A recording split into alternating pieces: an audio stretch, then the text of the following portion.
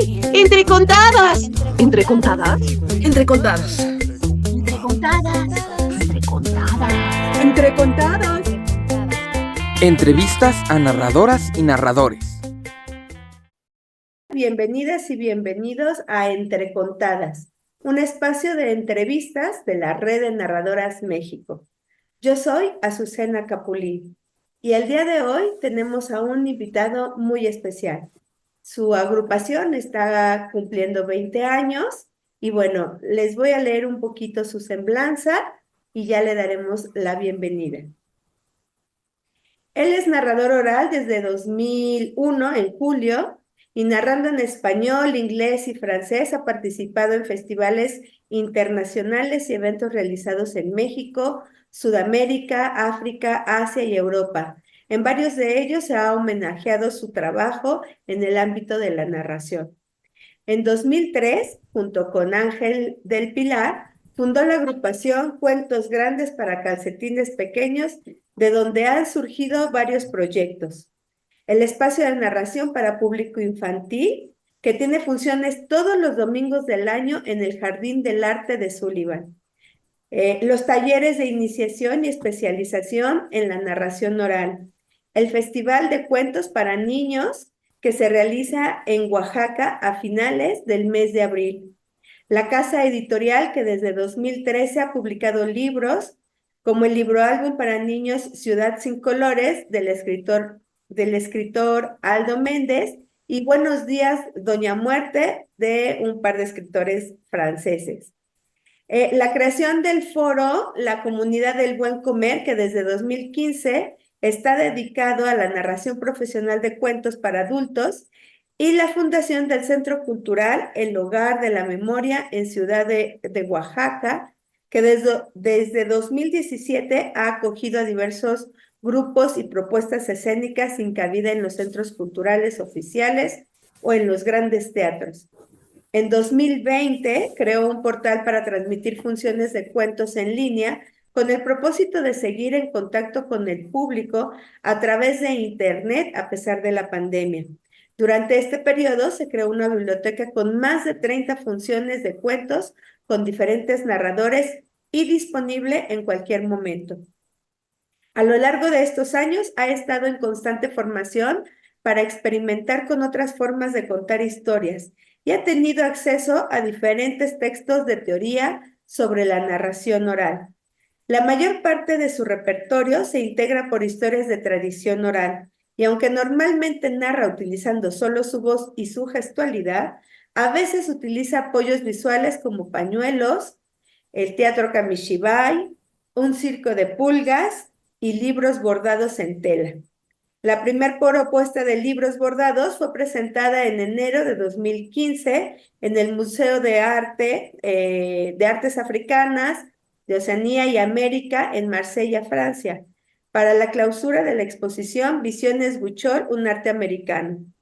Por su proyecto El Hogar de la Memoria, fue beneficiario del programa Creadores Escénicos con trayectoria 2019-2021 en la categoría de narradores orales del Fondo Nacional para la Cultura y las Artes. Demos la bienvenida y sobre todo, pues también agradecerle que esté compartiendo su tiempo aquí con nosotros a Víctor Arjona. Muchas gracias. Muchas gracias, Pues Víctor. muchas gracias a ustedes por la invitación y un saludo a todas las personas que están viendo esta entrevista. Muchísimas gracias. Pues empecemos rápidamente. ¿Cómo iniciaste en este mundo de la narración oral? ¿Hubo alguien en tu familia de chiquito que te contaba historias o a que hayas visto y que te haya llamado la atención? ¿O en qué momento fue donde esto de la narración oral te hizo ojitos y llamó tu atención? Mira, realmente la cuestión de la narración oral, como donde alguien se para enfrente de un público, eso lo descubrí en un espacio de cuentos que existía antes. En 2001 estaba había un espacio en la colonia Roma que se llamaba Banco de Galería, y ahí todos los martes a las 9 de la noche se contaban historias. Fue ahí donde descubrí la narración oral, tal como lo hacen los narradores de historias, ¿no? Eh, Fue tanto, me impresionó mucho la actividad, ver que era algo tan sencillo en apariencia, que y empezar a hablar y que sin nada hiciera todo, ¿no? Entonces, a la cuarta ocasión que yo estaba asistiendo como público a esta sesión, le pedí al coordinador del foro, que era César Urueña, que si me dejaba contar una historia, y él accedió. Y después de esa primera vez, me gustó mucho sentir como la mirada del público la tenía yo en mis, como si fueran hilos, y conforme yo iba hablando, esos hilos los iba moviendo por todas partes y haciendo que la gente imaginara con solo hablar, ¿no? Y me gustó tanto esa sensación que empecé a tomar talleres. Mi primer taller fue con Javier Coronado, un narrador que, bueno, ya falleció, pero con él empecé mi primer taller, con él a explorar esa parte de hacerlo de manera profesional, y después, bueno, vinieron más talleres, ¿no? O sea que ahí en el Tapanco no fue tu primera vez, no habías tenido ninguna formación ni nada, o sea, sin miedo te subiste al escenario o ya te habían dicho en algún momento que eras buen conversador. No, fue realmente algo espontáneo, y ahí en Los Enanos, una de las políticas que manejaba César Urueña era que aquella persona que quisiera contar por primera vez un cuento siempre se lo permitía. Y él era bastante inteligente en organizar los eventos, porque cuando había, como él decía, un espontáneo, siempre lo ponía en el segundo lugar. En el espacio siempre había sesiones colectivas de cuentos, participaban 4 narradores, y cuando pasaba alguien por primera César se ponía en el segundo lugar. De esta manera, así el primer narrador tenía la misión de entrar al espacio, venía el espontáneo, y el tercer narrador tenía la misión de cachar la papa caliente que hubiera dejado el espontáneo, ¿no? Digamos que era una forma muy inteligente que tenía César de arropar a aquellos que contaban por primera vez. Eso sí, tú pedías contar por segunda vez, él ya te decía, bueno, está bien, pero necesitas tomar un taller, ¿no? Y justamente en esa primera vez que yo estaba, el narrador que cerró, el narrador que estaba en la cuarta posición, el que cerró, era Javier Coto, que ha ido a promocionar su taller, entonces fue una feliz coincidencia. La otra parte de tu pregunta, en mi familia, pues la parte materna son muchas tías las que había en casa, todas cocinando, especialmente la Navidad, el cumpleaños del abuelo, el cumpleaños de la abuela, algún festejo importante. Y en la cocina era donde más se contaban las anécdotas de la familia. Entonces, pues estuvimos jugando en el patio o fuera, y cuando te daba sed entrabas a la cocina a tomar agua, y en lo que tomabas agua, las conversaciones que tenían las tías, y pues te quedabas ahí escuchando, ¿no? Y entonces las tías decían que la cocina tiene que ponerse a trabajar. Y te ponían a trabajar, a hacer cosas, a no sé, a armar tamales o a amasar o qué sé yo, a limpiar los frijoles, a separar lentejas, lo que fuera. Y con tal de estar escuchando las historias que contaban las tías, pues te vas a esa labor de la cocina. Entonces, digamos que esa parte mmm, pudo haber influenciado, ¿no? Al final de cuentas, los niños siempre de todo lo que ven aprenden. Y una influencia así con tías que eran muy charladoras, pues seguramente influyó a que hoy también sea narrador, ¿no? Perfecto. Siempre hay como alguien que en familia, bueno, casi siempre hay quien en la familia nos cuenta historias y de ahí vamos, justo lo que dices, ¿no? Cuando somos niños vamos aprendiendo. Eh, ¿Solo te formaste con Javier o con quién más has tenido esta formación en la narración oral? Ha sido una formación continua y con diferentes personas. Después de haber tomado el taller con Javier Coronado, tuve la oportunidad de estar en 2 talleres con Beatriz Faldero. Más adelante, tomar clínicas y asesorías con otros narradores, con Carolina Rueda, por ejemplo, con Fernando Cárdenas. Estos que estoy mencionando son narradores colombianos.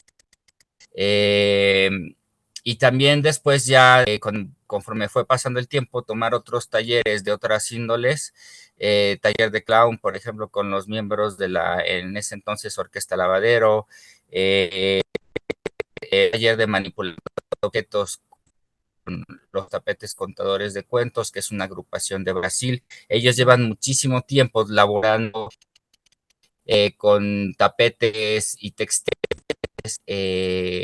todos sus escenarios, sus cuentos, su trabajo. Tienen un trabajo muy profesional que han heredado de un señor francés que, digamos, fue el que desarrolló la técnica, ¿no? Los Tapetes Contadores de Historias han tenido un trabajo muy prolífico en Brasil y en muchas partes del mundo. Y en una ocasión que ellos vinieron a los tapetes los conocimos en los Silos, en Tenerife, allá, que son las islas de España que están en el continente africano. Estábamos en el festival y ahí conocimos a 2 de sus integrantes.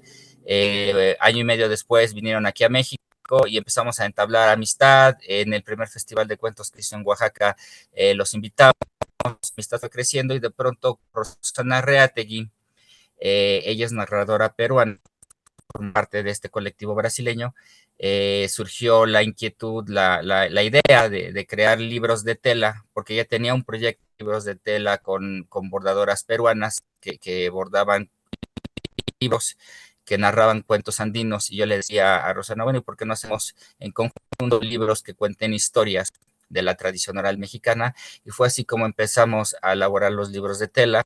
Y obviamente eso requirió varios talleres para la confección, la manipulación, todo el armado del espectáculo, porque sí, en escenas es muy sencillo, pero con los Tapetes Contadores de Historias hemos tenido talleres de muchas horas, no sé, yo creo que hemos trabajado 100 horas con ellos. Te decía, bueno, entonces han muchas personas con las que hemos pasado para irnos formando y tener todas estas habilidades que enriquecen nuestro arte, ¿no? Inclusive hemos tomado asesorías con gente en Dinamarca. Hay un narrador, Hans, que él tiene un proyecto muy bello para trabajar con niños y que los niños cuenten historias. Muy distinto a otras propuestas que yo he visto donde la persona que trabaja con niños haciéndolos que repitan las historias de memoria, y si se le olvida una palabra, se le olvida el cuento y es destrozo. Hans tiene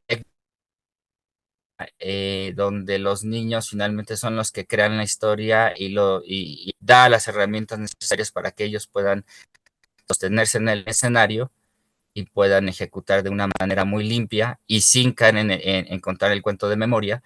Y de esa manera pues ha logrado formar a muchos de los que cuentan cuentos, ¿no? También eso ha sido parte de nuestra formación como narradores de cuentos. Me parece muy interesante porque no ha sido solo con una persona, ¿no? Que de pronto muchas veces nos atoramos o nos quedamos con una persona, nos casamos con un profesor, un maestro, y de ahí luego no nos movemos. Entonces ha sido como variada esta preparación.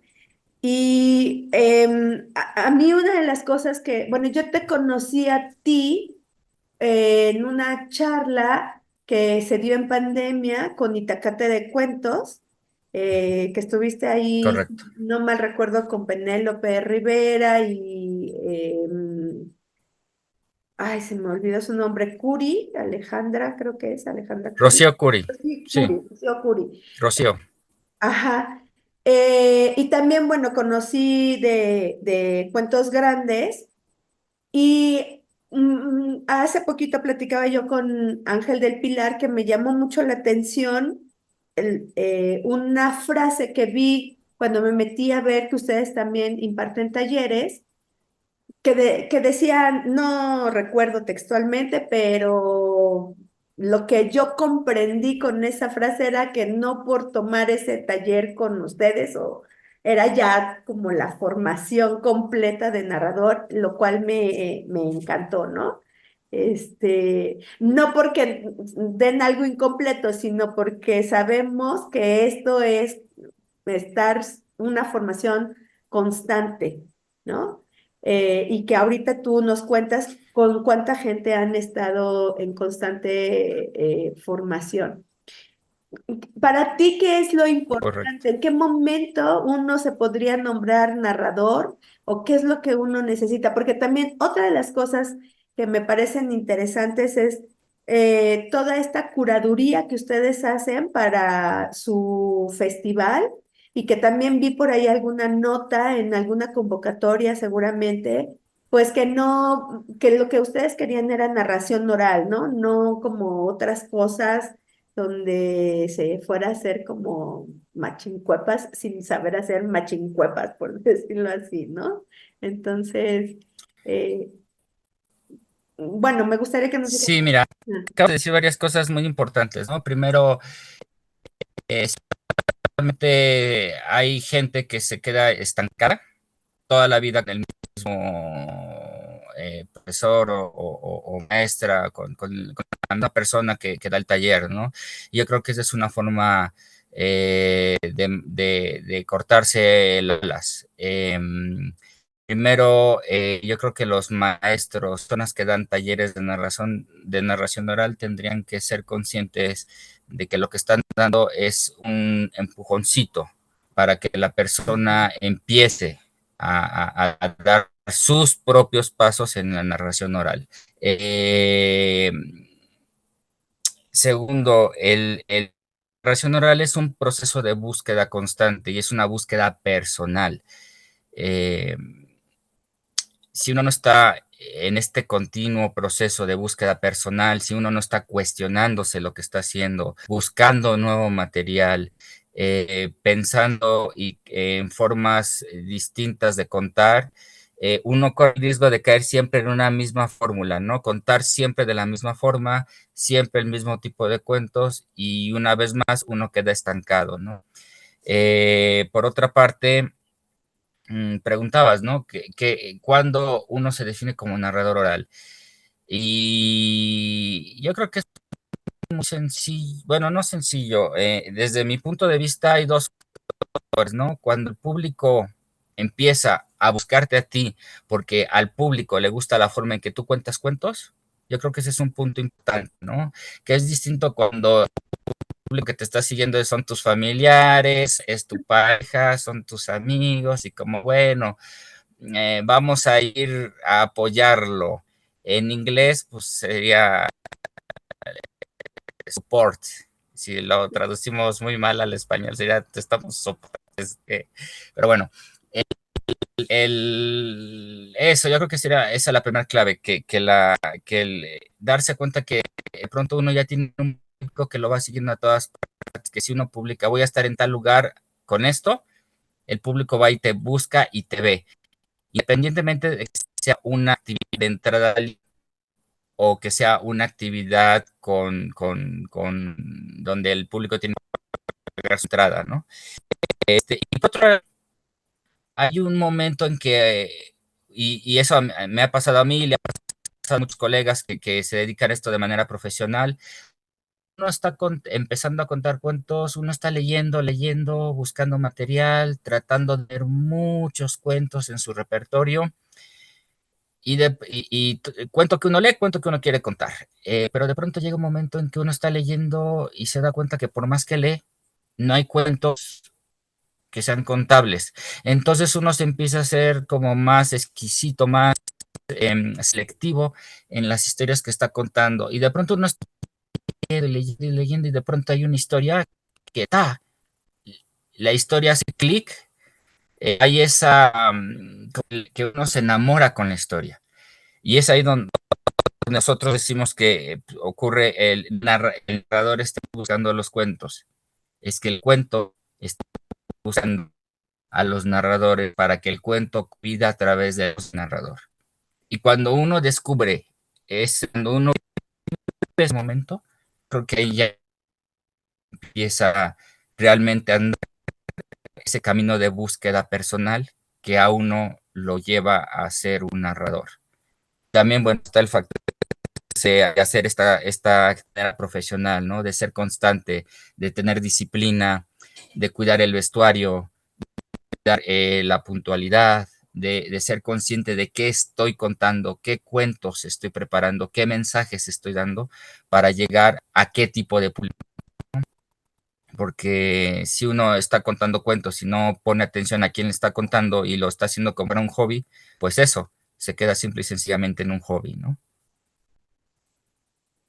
Sí, totalmente, el conocer y en la circunstancia que estás contando también, ¿no? Porque no es lo mismo contar a niños de determinada edad, vamos a suponer, 6, 8 años en una biblioteca o en un colegio o en un parque público y donde llegan y se pueden parar en cualquier momento si no les gustó o si ya les llamó la atención otra cosa, ¿no? Creo que también hay que considerar muchísimas cosas, de dónde, con quién, a quién le estás narrando. Me encantó.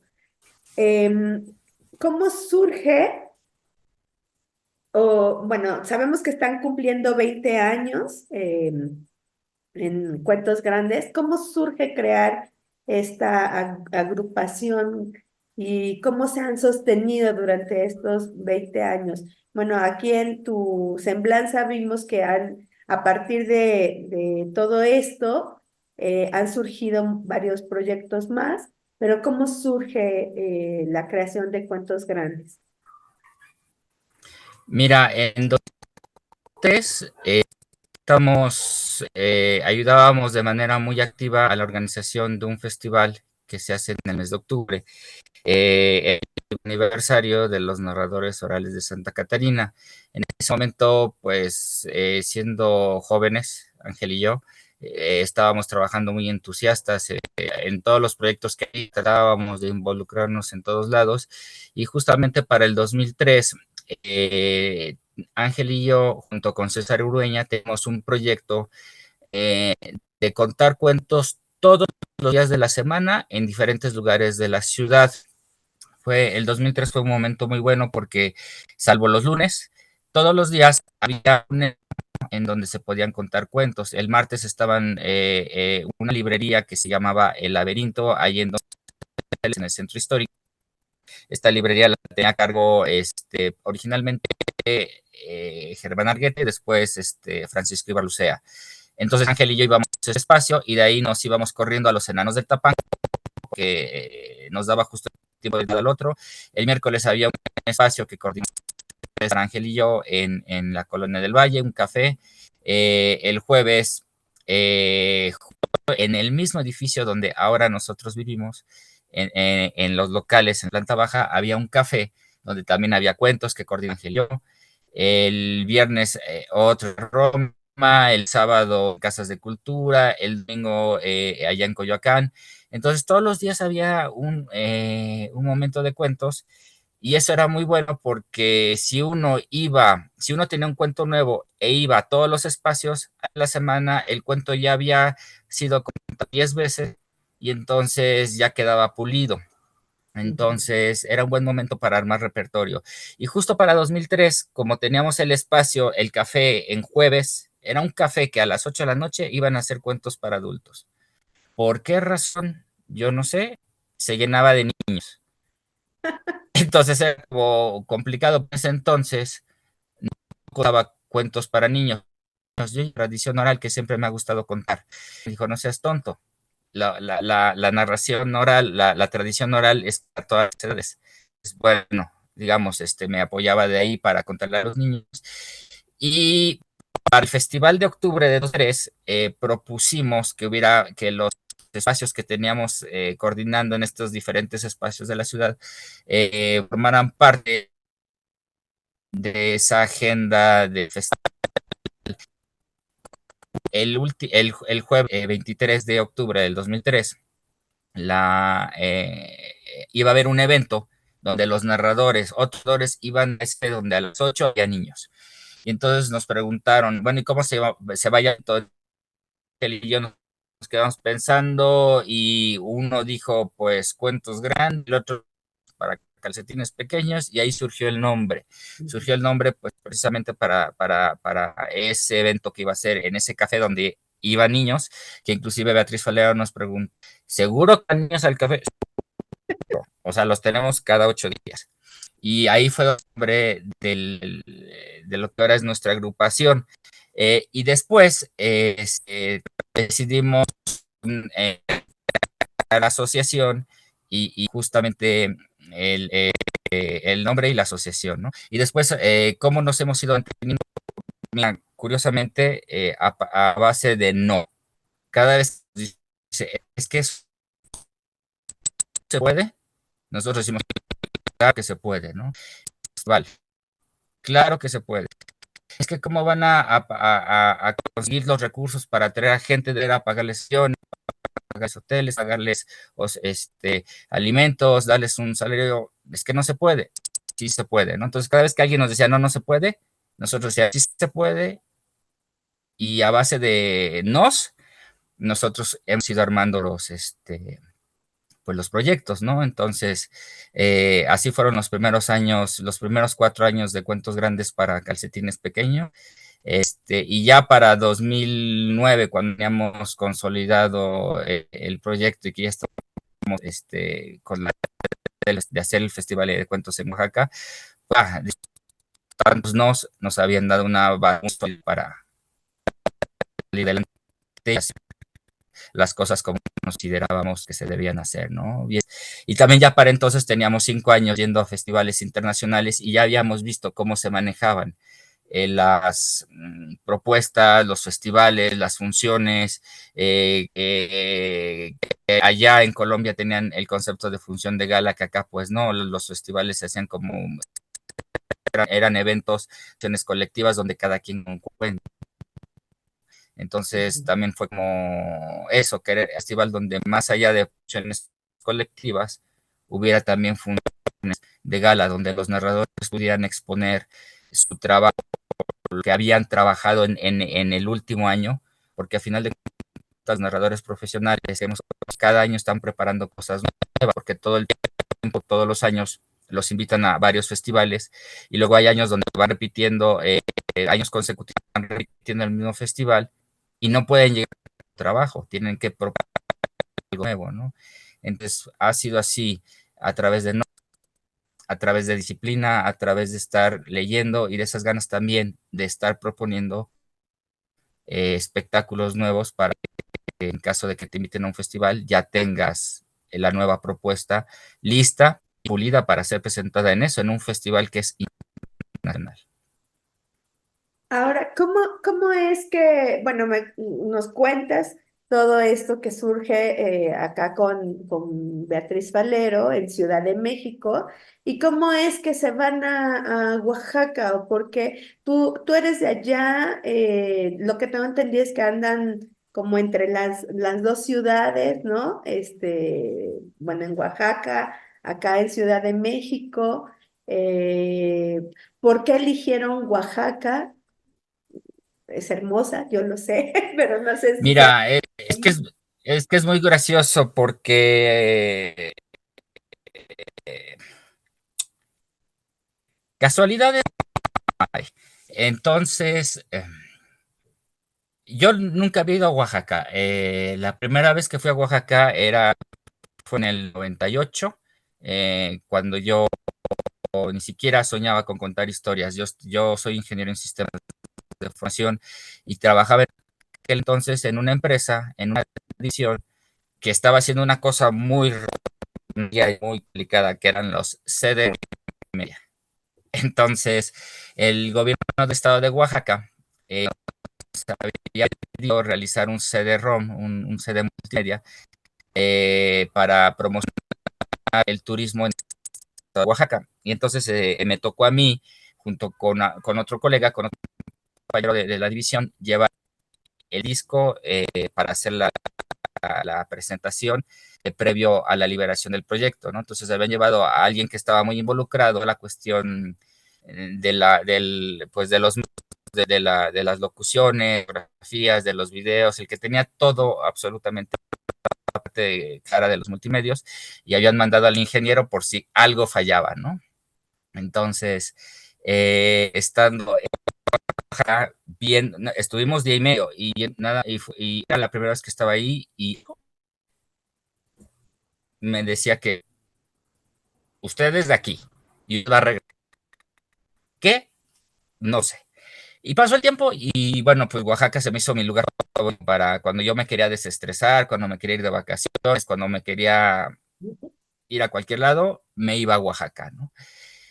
Después vinieron los cuentos, pasó el tiempo y en una ocasión, Ángel y yo nos íbamos a ir a un festival al Caribe colombiano. Y ese mismo año, que fue el 2008, fue julio de 2008, Rosana Reategui de los Tapetes Contadores de Cuentos, que ya éramos muy amigos, me decía, ay, Víctor, voy a ir a México, ¿será que nos vemos? Voy a participar en allá en Zacatecas, y yo le decía a Rosana, pues no, Rosana, lo siento, son las mismas fechas que estamos fuera. Ay, qué pena, los quería ver. Y le sugerimos a Rosana que le pidiera a la persona que organizó el festival que la dejara venir una semana antes, porque quería irse paseo a México, y yo le había dicho, y nos vamos al lugar más bonito que tiene México, se llama Oaxaca. Eh, Rosa tuvo que ir con todo su material de los tapetes, de sus escenarios y sus textiles, a Oaxaca. De Oaxaca llegaba a la Ciudad de México y el día de diferencia tomaba su autobús a Zacatecas, ¿no? Entonces, en casa de un amigo, el amigo nos hospedaje en su casa, pronto el amigo nos dijo, oye, pues ya que vinieron 3 narradores y que Rosana trae su material de cuentos, ¿no les gustaría dar una función de cuentos? Es en una biblioteca que se acaba de inaugurar. Yo llevé a mi hija, el director tiene actividades muy bonitas, entonces pues, y ese día era lunes y él quería la función para el martes. Y le dije, a ver, pues está un poco descabellado, es un poco precipitado, de un día para otro va a haber gente. No, no, no, yo me encargo. Total que le dijimos que sí. Ese martes, me acuerdo, nos fuimos a pasear a Monte Albán, regresamos a la casa de nuestro amigo, nos preparamos, nos duchamos, nos vestimos, nos peinamos, todo. Fuimos a la biblioteca y aquí la biblioteca estaba llena, dirían los colombianos, los de Medellín, estaba tuquia y no cabía ni un alfiler. Íbamos a dar media hora de cuentos y acabamos dando como hora 45 minutos. Y la gente seguía llegando, seguía llegando, seguía llegando, ya no había nadie. Había gente sobre los pasillos, en las entradas de emergencia. Y pues eso, dijimos, mira, estamos con este proyecto de los cuentos. Y aquí en Oaxaca veo que el público está ávido de escuchar historias, ¿no? El director de la biblioteca decía, el pueblo de Oaxaca es ávido de consumir cultura, siempre y cuando el evento sea de calidad. Si la persona lo hace mal, te mueres. Entonces, y nos decía, bueno, y lo han hecho muy bien, tanto que pues siguió llegando la gente, ¿no? Entonces decidimos, a partir de ese evento, empezar a hacer el Festival de Cuentos en Oaxaca, porque el público de la entidad, de la ciudad de Oaxaca, era muy buen público y además resultó de una manera muy suave, muy natural, muy orgánica, ¿no? Y pues ya de ahí nos seguimos haciendo en Oaxaca. Y al día de hoy, pasando el tiempo, pues el proyecto ha ido creciendo mucho. Actualmente estamos construyendo un centro de cultura allá en Oaxaca, el Hogar de la Memoria, que es el proyecto grande, actualmente Cuentos Grandes para Calcetines Pequeños.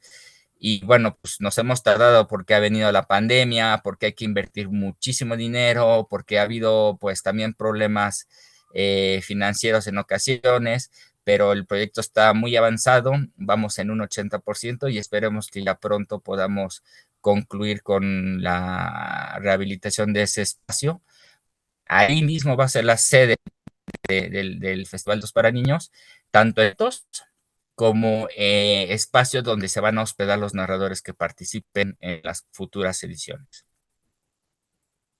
Genial, pues esas coincidencias o mejor dicho, se me fue la palabra, pero bueno, estas cosas Pues son como conexiones cósmicas, ¿no? sí, Se me olvidó sí, sí. decirte que después me enteré que mi abuelo paterno, él había nacido en Oaxaca. Mira, algo te llamaba. No sabía, Te llamaba por y ahí. yo, sí, o sea, finalmente a sangre, ¿no? Me enteré que el paterno de mi abuelo paterno había llegado a Oaxaca, él fue migrante de Guatemala, llegó con mi abuelo, ya mi bisabuelo pues creció ahí, se casó, tuvo a mi abuelo también creció ahí, vivió ahí, trabajó para Petróleos Mexicanos y lo mandaron a Minatitlán, a Veracruz, y ahí Cruz conoció a la abuela. Y bueno, pues la bisabuela tenía la intención de venirse a vivir al Distrito Federal y pues ya mi abuelo, por seguir a mi abuela, acabó viviendo acá en la Ciudad de México, ¿no? Ok, sí. Pero igual estaba conectado ahí con Oaxaca y te estaba llamando ya. Y hace ratito, Sí, la bueno, sangre antes llama, de ¿no? comenzar con todo esto, también, bueno, y claro, Oaxaca, me parece que Oaxaca tiene de todo, ¿no? Y sobre todo cultura. Pero también Oaxaca tiene grandes textiles y regresándome un poquito, bueno, porque a mí me encanta también todo esto de los textiles y conectando con los cuentos, bueno, esta agrupación de Brasil, los tapetes contadores. em, ¿Cómo se da esa conexión con ellos?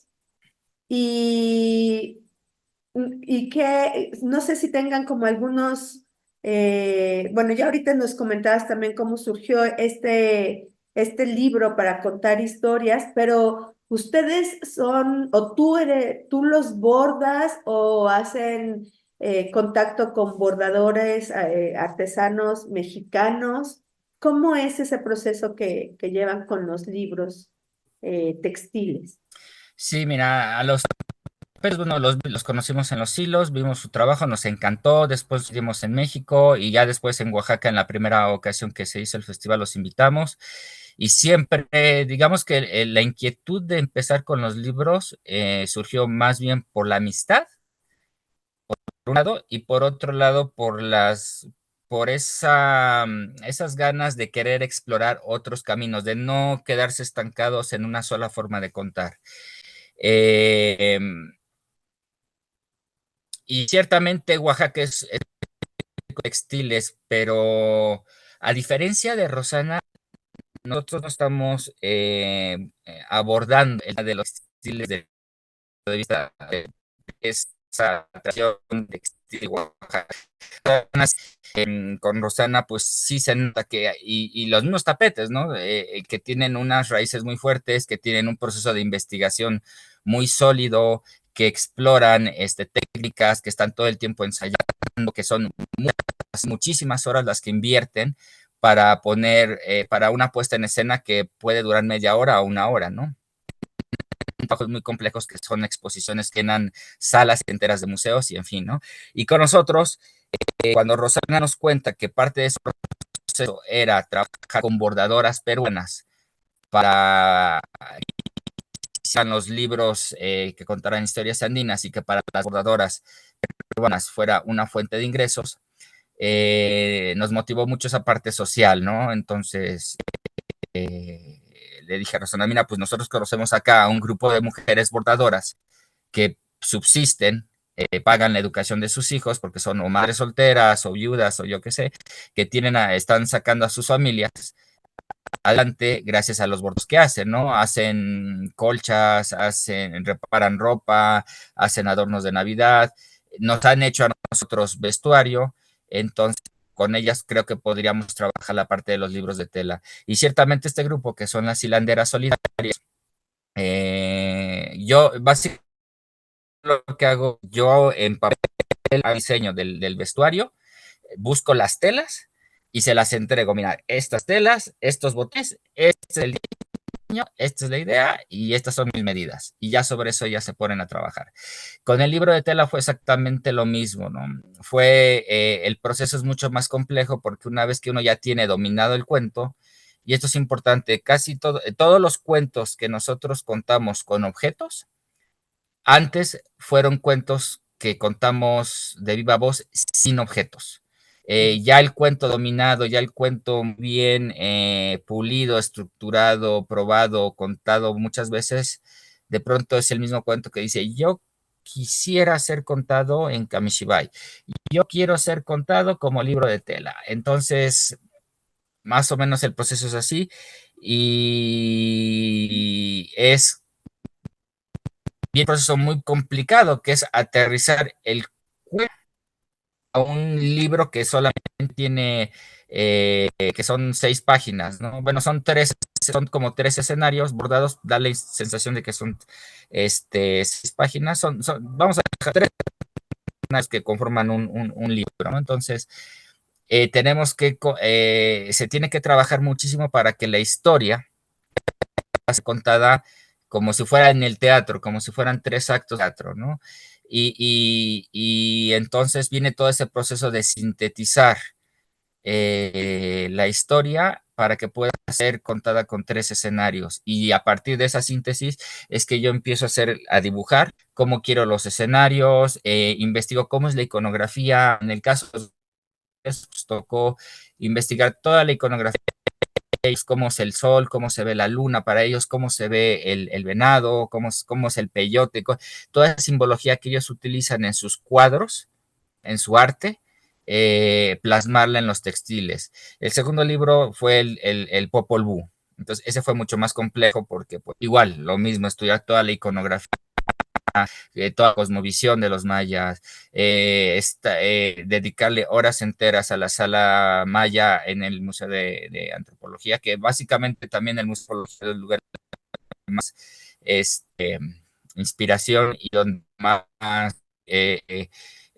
tiempo pasamos, todo para darle más base, más sustento a las historias que estamos contando, porque es tradición oral, ¿no?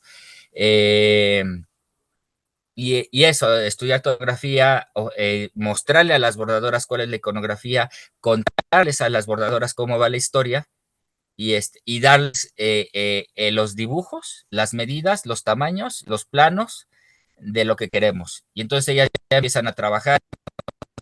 Bueno, y además darle las telas, ¿no? Porque las mismas telas, los mismos tienen texturas y les vamos dando, mira, esta tela es para las paredes, esta es para las montañas, esta es para el bosque, esta es para la selva, esta es para el cielo. Y ellas ya, después ya con el tiempo nos van pidiendo, ¿sabes qué? Necesito esto y esto, más hilo, forro, qué sé yo, y todo eso. Y el mismo proceso de ir consiguiendo los materiales es muy bonito porque es involucrarse de lleno en hacer el libro. Y al final también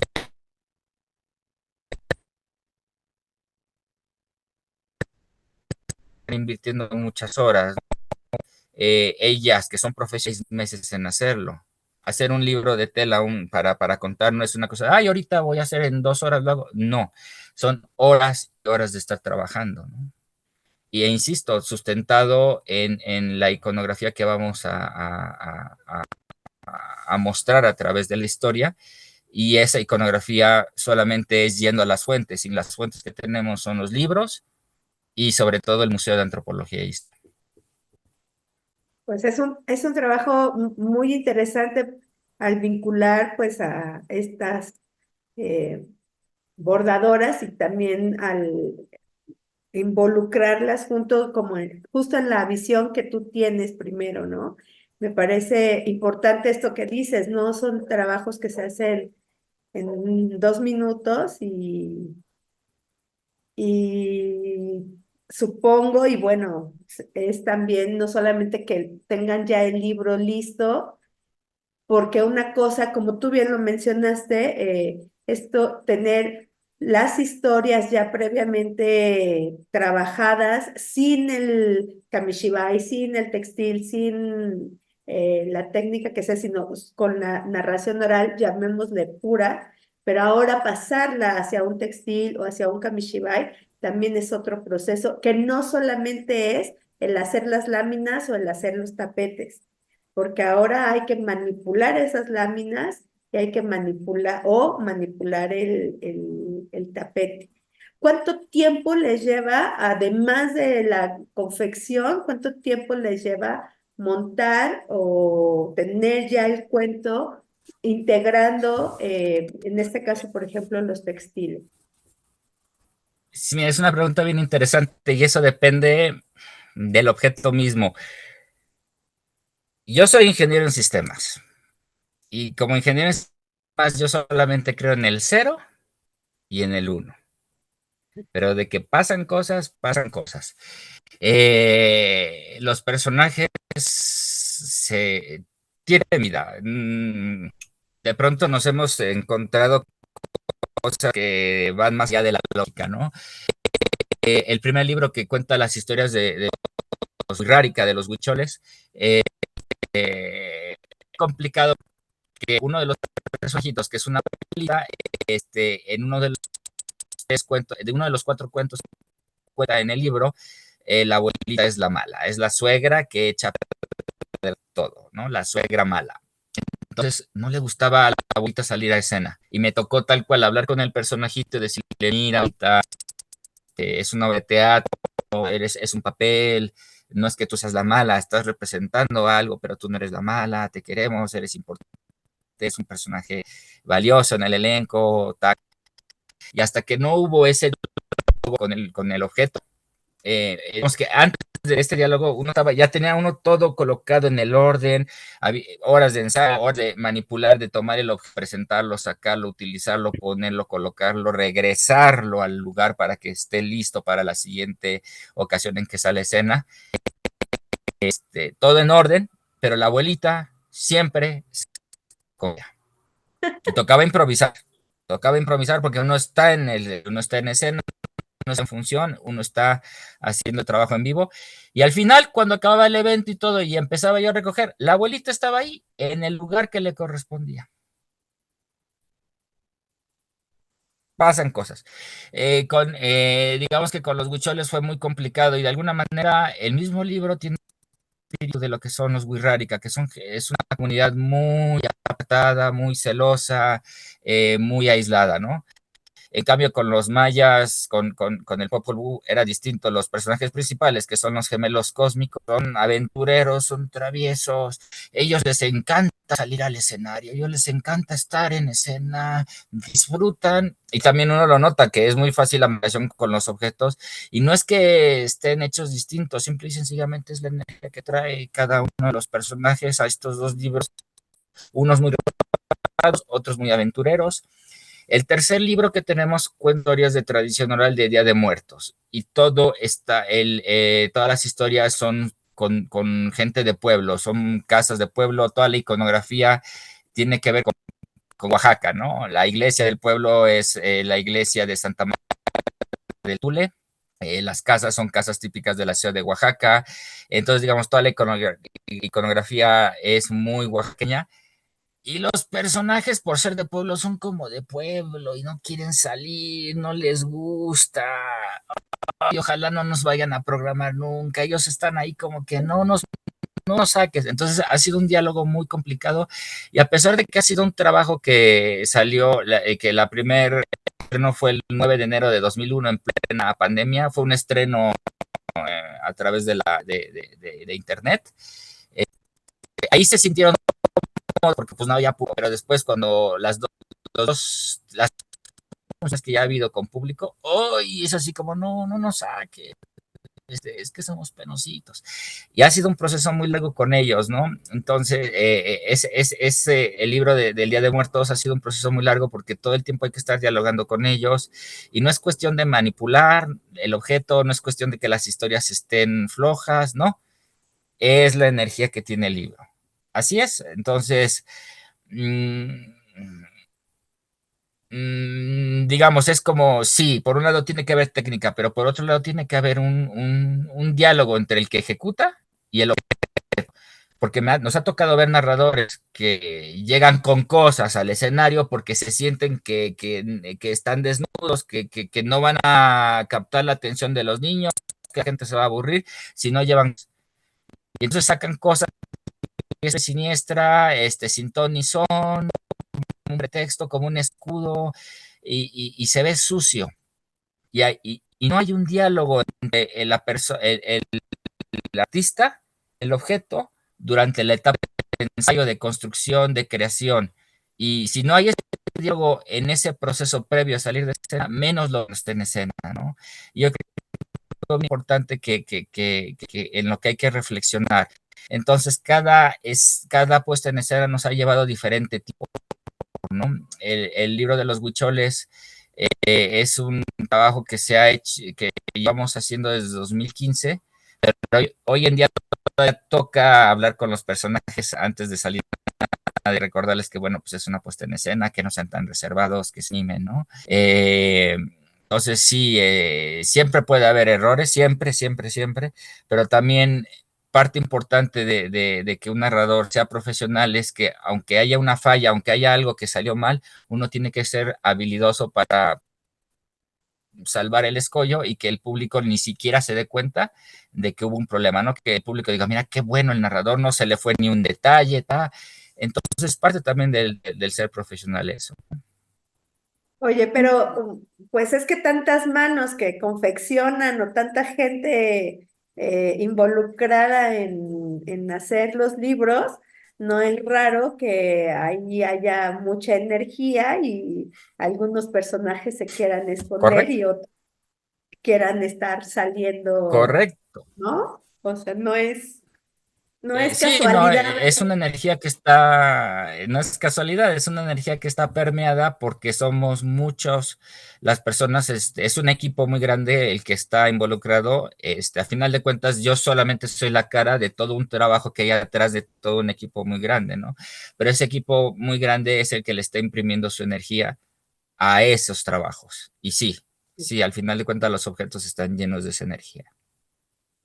Y justo hablas, ¿no? Esta habilidad de improvisar en estos momentos que uno no tenía planeado que sucedieran.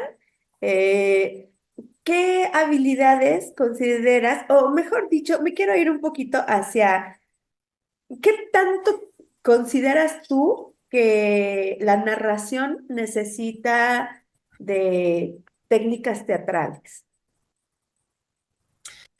Mientras menos, bueno, desde mi punto de vista, mientras menos le haga uno al teatro, mejor. Se tiene que ver natural. Ahorita tú y yo estamos platicando y estamos teniendo una conversación que no está teatralizada. Ajá. Estamos contándonos, ¿no? De eso se trata. Yo creo que esa es la parte más difícil de la narración oral, que el que está parado lo esté haciendo como si estuvieras charlando. Obvio, la gente puede pensar, tan fácil, es que la narración es muy sencilla porque uno se para y habla, y no es cierto, ¿no? Por un lado, pero sí, por otro lado, tener nociones de teatro ayudan muchísimo a enriquecer el todo. Y me refiero al manejo de voz, control de luces, el vestuario, el moverse en el escenario, el saber distribuir al mismo público. Y yo he visto sesiones, sobre todo de pandemia, gente que se vestía de negro para contar cuentos en la cámara y la pared era negra. Entonces al final, por falta de una visión de estética, uno en la pantalla veía moviéndose y unas manos flotando, ¿no? A ver, te vas a decir de negro, si la pared la pared negra se no, porque para poder en todo ¿no? Ya le dejar contar, tendría que ser lo más posible. Eso solamente es el primero, conociendo, no de memoria, sino de corazón, la historia. Cuando uno tiene integrada la historia, cuando uno conoce la historia por todo, cuando uno le habla de tú a la historia, cuando ya integró la historia como parte de su ser, la historia no va a fallar. Y si llega a fallar, pasa nada porque uno, como la historia ya es parte de uno puede improvisar, resolver algún escollo que haya habido y nadie se va a dar cuenta, ¿no? Pero eso requiere de muchas habilidades, ¿no? Entonces, por un lado tenemos, sí, la parte que el teatro nos puede ayudar a conformar un evento, las luces, el vestuario, el escenario, que quiten eso, que estorba, no pongan las sillas así, a tal hora va a estar apuntando el sol de esta manera, entonces mejor movemos así, yo qué sé.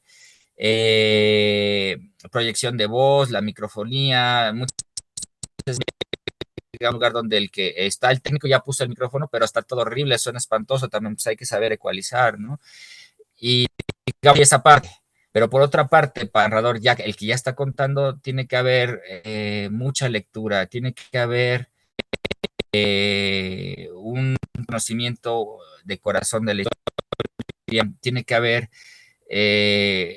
apertura de todos los en el día a día. Nosotros manejamos el concepto de que tiene que haber mucha lectura, pero no me refiero a estar leyendo. A mucha lectura me refiero a sí leer, porque hay que leer, pero no solamente cuentos, ¿no? Hay que leer de historia, hay que leer de antropología, hay que leer de costumbres, hay que leer de arte, cine, de cocina, de jardinería, y todo ese bagaje que forma parte de nuestro conocimiento, mientras sea, va a brindar una base muy sólida sobre la cual nos vamos a estar parados. Si nuestra base es sólida, vamos a enriquecer un cuento que puede ser así, lo vamos a enriquecer con nuestras vivencias y con nuestra base sólida, con esa lectura, que lectura también no solamente es leer, es ir al teatro, ir a los museos, ver películas, ver cine, y por otro lado, pues, nuestra percepción de la vida. Si todo el tiempo vamos a la calle solamente viendo el celular, nos estamos perdiendo el mundo, ¿no? No escuchamos cómo cantan los pájaros, no escuchamos cómo se mueven las hojas con el viento, no estamos viendo todas las cosas que también enriquecen nuestra narración. Me ha tocado ver gente, un día me tocó ver una persona que contaba de una pareja que se había ido luna de miel al Hotel Danieli y empezaba a contar que el Hotel Danieli, y yo no veía ningún Hotel Danieli y se ve que la persona jamás ha tomado siquiera un libro para ver cuál es el Hotel Danieli. El Hotel Danieli está en Venecia, es el más suntuoso de Venecia. A lo mejor no podemos ir a Venecia para ver los mármoles, para ver los tapices, para estar ahí en sus salones, para ver cómo son sus restaurantes, su gente, el portero, las entradas que son por los canales o la entrada que es a pie, como la puerta giratoria. A lo mejor podemos ir físicamente a Venecia a ver el Hotel Danieli. Y si no tenemos esa opción, pues toca meterse al internet, a los libros, a ver imágenes, a enriquecernos de lo que hay, porque hoy tener al alcance de la palma de nuestra mano toda la información del mundo. Es ahí donde tenemos que aprovechar esa herramienta que es el internet para que si no podemos ir a tal lugar, por lo menos investiguemos cómo es y eso enriquezca la narración. Entonces uno acaba una historia de un hotel que pues quién sabe qué hotel era, ¿no? Pero al final pues un hotel. Y se nota cuando alguien que sí ha estado ahí o que trabajo de investigación enriquece la historia. Entonces son dos partes, sí la parte teatral, pero también la parte de unos vivencias, sus lecturas y el conocer la historia de corazón. Y como bien mencionabas hace rato, esta investigación que hacen ustedes, simplemente ir al Museo de Antropología, por ejemplo, ¿no? Tal vez no puedes irte a dar la vuelta a Mérida, no lo sé, o a la Correcto. península de Yucatán, puede ser, y que también al mismo tiempo no es lo mismo ir bueno, investigarlo, verlo en internet, a ir al Museo de Antropología y o andar por la península de Yucatán y ver y llenarte de la magia que por allá pueda haber para entender un poquito más acerca de lo que ahorita tú comentabas, por ejemplo, del Popol Vuh, ¿no? Entonces, sí, creo que justamente todo eso, nos vamos impregnando de todo eso Y eso lo impregnamos después en nuestros cuentos, ¿no? En las historias. Pero como bien Correcto. mencionas, si no me Sí, puedo ir, por lo menos abrir un libro o abrir una página y ahora con tantas herramientas que hay, pues puedo hacer hasta visitas virtuales, ¿no? exacto. Ana María Dávila, una narradora bogotana, allá con sus alumnos de Colombia, ella siempre les dice, es que ustedes deben de, cuando ustedes tienen la historia, ustedes la leen y se queda aquí guardadita, ¿no? Importante que la historia es como una vaca, tiene que estar pastando. Y entonces, si ustedes no leen, si ustedes no ven, si ustedes no observan, si ustedes no viven, no hay pasto. Y si no hay pasto, el cuento no puede pastar. Y si no pasta, sale la vaca toda flaca, toda así ñanga, y pues el cuento sale así, aventado, ¿no? Entonces, hay pastura donde el cuento puede nutrirse, la historia sale mucho más potente, ¿no? Exacto. Y bueno, cuéntenos ahora, ¿cuáles son los planes que tienen para esta celebración de los 20 años? ¿Qué actividades tienen programadas? ¿Qué es lo que van a hacer? ¿Va a ser acá en Ciudad de México, en Oaxaca, en los dos lugares? Sí, pero son varios 20 años, ¿no?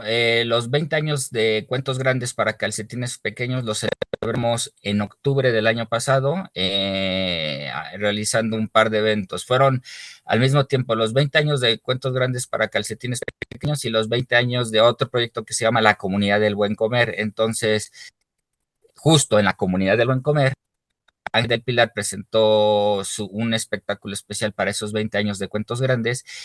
Eso, para los 20 años de la Comunidad del Buen Comer, o un espectáculo para esos 20 años, ¿no?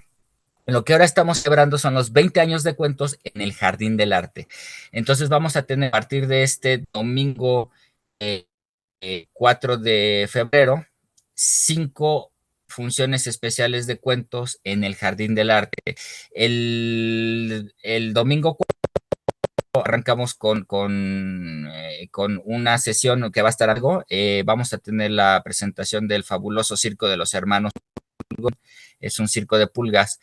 Este trabajo tiene que ver con narración de cuentos, tiene que ver con otra cuestión distinta, pero a final de cuentas sigue siendo el mismo ejercicio de imaginar sin nada. Se construye todo, ¿no? Con poquito se hace mucho. De los 20 años de tiempos en Rinde, ese culminaría esos festejos y está a cargo de Ángel del Pilar, que va a presentar un trabajo, una propuesta especial para cerrar estos 5 eventos de celebración de los 20 años en el Jardín del Arte. Ok, perfecto. Entonces, bueno, pues para quienes nos están viendo, la cita ahí en el Jardín del Arte es a las 11 de la mañana, ¿cierto? Los domingos. Correcto.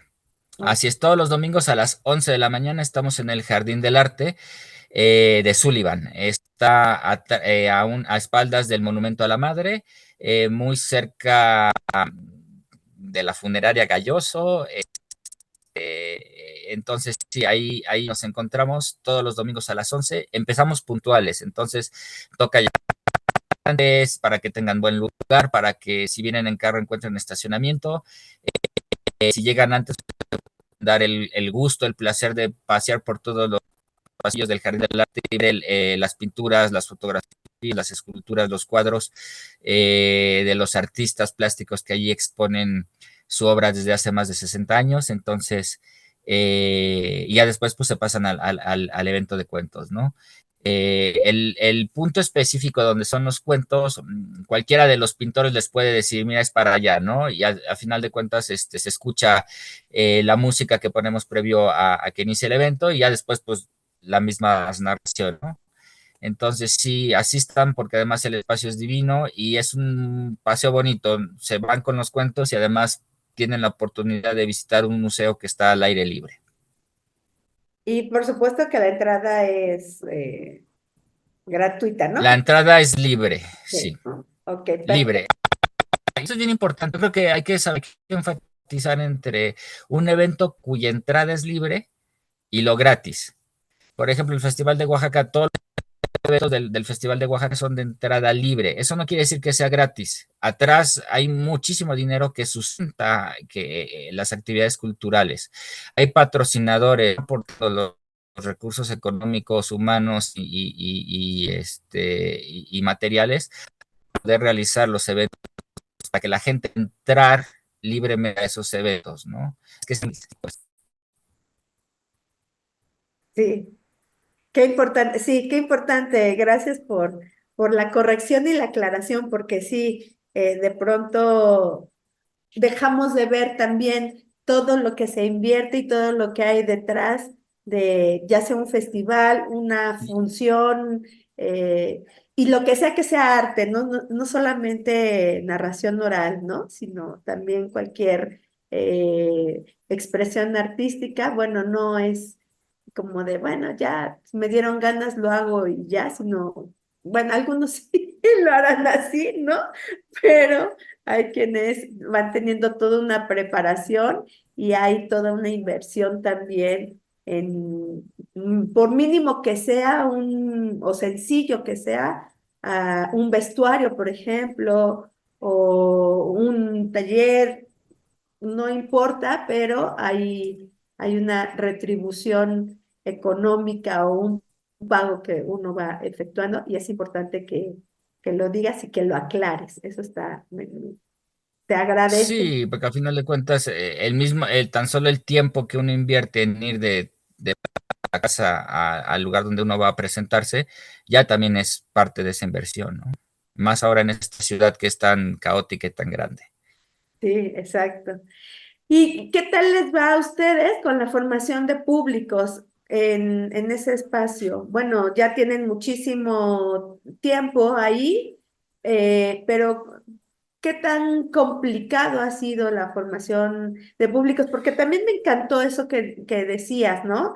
No es lo mismo que vayan tus amigos, tu familia, incluso los colegas, ¿no? El gremio que vaya y, güey, te invito a mi función y demás, a que vaya público que de pronto un día iba pasando por el lugar donde estabas contando, gente que no sabía lo que era la narración oral, tal vez, y entonces te empieza a seguir porque le gusta tu Sí. trabajo. Sí, en el Jardín del Arte, digo, han sido 20 años y el pico que hemos tenido han sido por temporadas. Empezamos teniendo original, al principio, en los primeros eventos, teníamos a los hijos y nietos de los artistas que exponían ahí. Entonces, pues, eran niños de entre 8 y 10 años, los llevaban al jardín porque pues estaba ahí o exhibiendo su obra y los ponían a trabajar en un taller de pintura. Entonces, después del taller de pintura iban los cuentos. eh, bueno, pues al principio vemos niños que están súper estimados, hijos, varios artistas, bueno, pues eso como del libro ya historia. También es nuestra opción a buscar historias que ellos no tienen acceso. Principalmente el libro su inglés, francés, eso no lo sabía. Eh, eh, pues digamos que queremos cada quien por su pero venir así y ahí han ido un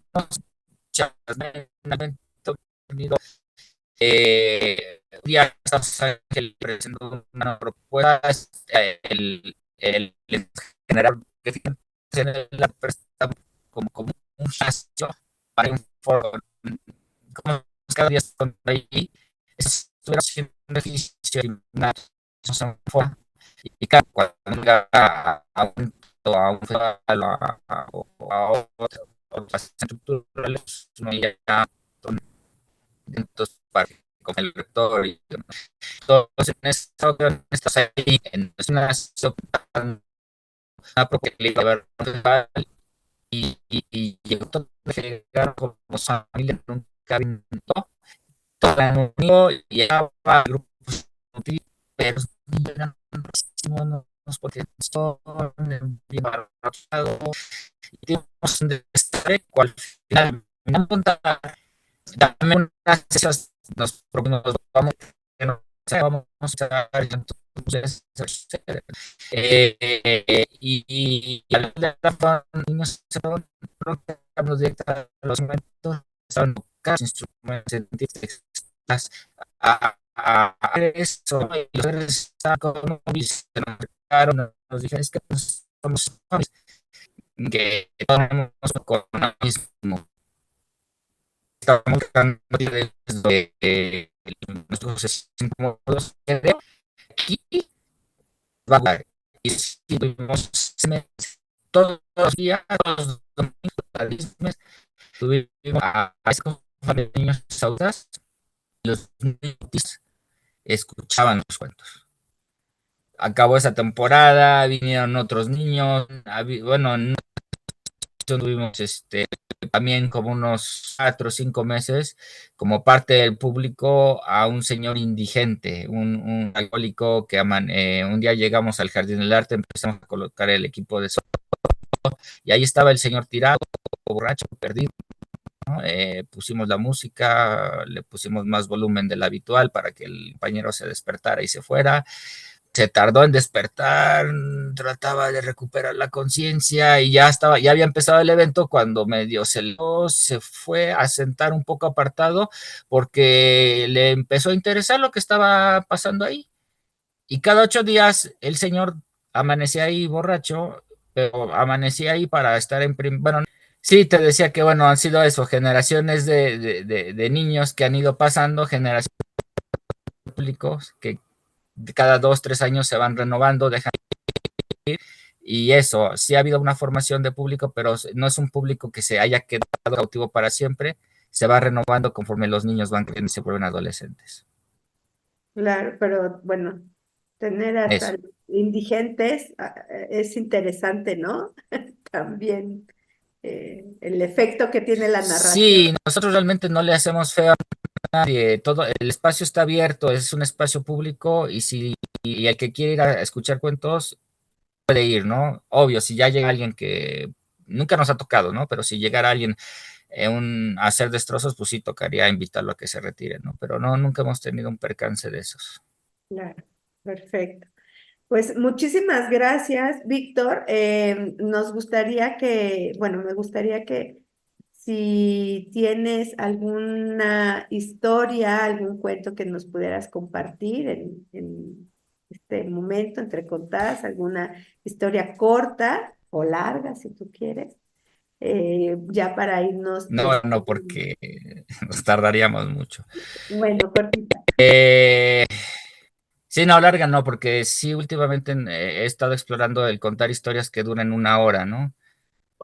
Que es algo distinto a lo que normalmente te indican en los talleres, ¿no? Que tu cuento dura entre 8 y 10 minutos, ¿no? Sí, está bien tener esas historias, pero últimamente me ha dado por explorar historias que duran media hora, 1 hora, ¿no? Entonces, bueno, pero voy a compartirles el primer cuento que conté, el primer cuento que decimos con el que naces como narrador, que fue justo ese martes 31 de julio del 2001 en los Enanos del Tapaco. Eh, esa historia que conté en ese entonces, ¿no? Y bueno, pues dicen que hace mucho tiempo en una escuela del estado de Oaxaca había una maestra que todos los viernes llevaba algo especial para sus alumnos de 8 años, llevaba algo especial pues, para cerrar la semana, para que los niños se fueran contentos y para aportarles algo más a todo lo que venía en el programa de estudios. Y en esa ocasión, ese viernes en particular, la maestra había llevado un libro de pinturas, pero de esos grandes, grandes, grandes, grandísimos, que cuando uno los abre, pues están así las pinturas completas y viene todos los detalles de la pintura. Y entonces la maestra les enseñaba página tras página pinturas de muchísimos autores, ¿no? De algunos clásicos, otros renacentistas, otros surrealistas, de todas las corrientes. Y ahí pasaban las pinturas del Greco y de Dalí y de Botticelli, de Leonardo, de Miguel Ángel, de todos estos artistas que ha habido, cuando de pronto hubo un cuadro de corte modernista, que era pues el retrato de una familia inglesa, digamos una familia pues muy normal inglesa, estaban papá, mamá y sus 4 hijos, pero el cuarto hijo, de toda la familia, que eran rosaditos, el pelo rubio, la nariz chiquita, labios finitos. El cuarto hijo era moreno. Negro, negro, negro, los labios gruesos, el pelo crespo, los grandes, su piel brillosa. Y claro, los niños que estaban en el salón de clases vieron eso y le preguntaban a la maestra, oiga, Missy, ¿por qué ese niño es diferente a los demás? Y ahí entre y preguntas y respuestas por ahí alguien dijo, seguramente es que ese niño es adoptado. Y entonces todo el mundo empezó a preguntar, que qué era eso de niño fuera adoptado. Y Pita, la niña más pequeña del se levantó y dijo, yo sé todas las adopciones, porque yo misma soy adoptada. Y entonces la maestra le dio la palabra a Lupita y Lupita dijo, un niño adoptado es aquel que en vez de crecer en el vientre de la madre, crece en su corazón.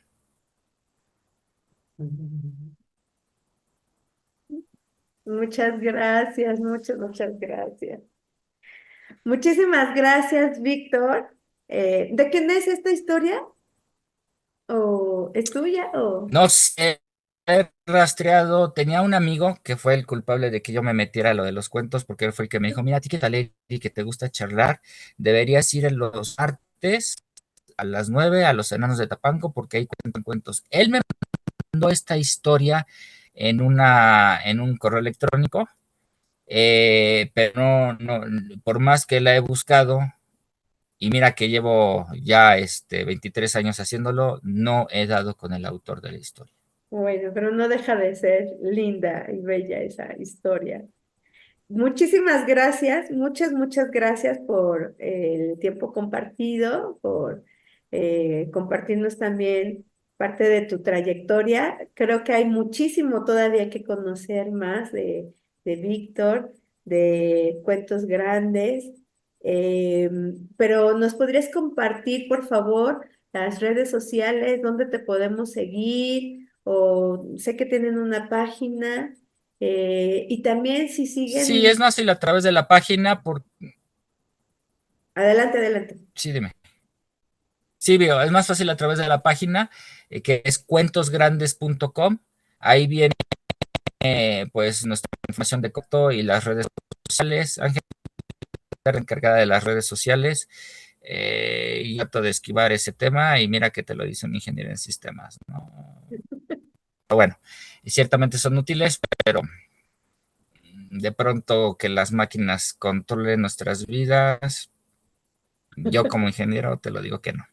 Entonces sí tenemos nuestra página de internet, cuentosgrandes.com, ahí vienen las redes sociales, ahí vienen todas las actividades que tenemos agendadas, vienen los proyectos, vienen el que esté antojado y quiera ver alguna sesión de cuentos en línea, ahí viene un menú cambio con varios narradores, varias sesiones.